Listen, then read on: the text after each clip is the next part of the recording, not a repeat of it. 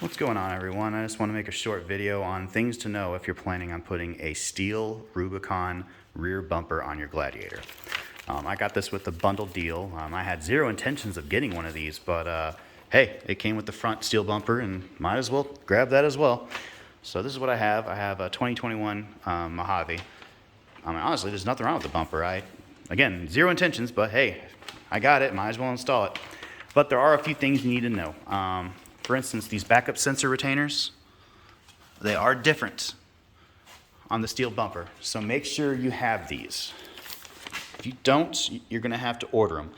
And they're not universal, like you can't use this one here or that one over there. You can't do that. They're all different. I got part numbers for 3 of them. The only one I did not get was this because the bumper still had this one. Bracket sensor, bezel part. Now the other 3 part numbers are for the rings that hold the sensors, or not the sensors, but the bracket themselves to the bumper since it's steel. So this snaps on over it.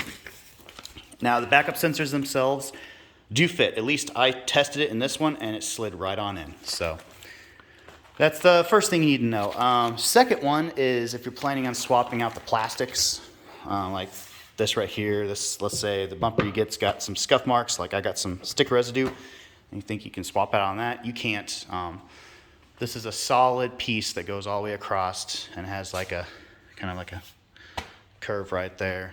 Now on this one, it just goes straight down. This is a piece right here, there's a piece under here,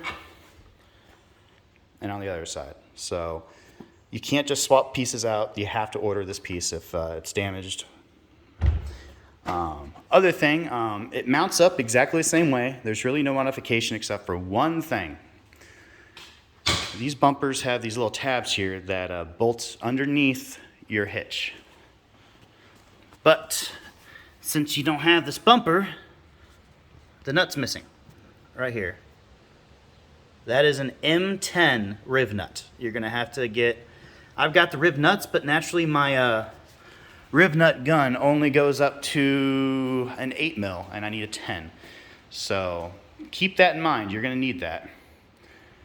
But those are the things I've run into so far. Hopefully there ain't gonna be any more surprises so I can finally get this thing installed. Like it took a couple days for these to come in, and then I found out the riv nuts today. So yeah, hopefully I'll have this sucker installed within the week. But anyways, just keep those little details in mind if you're planning on doing this, and good luck.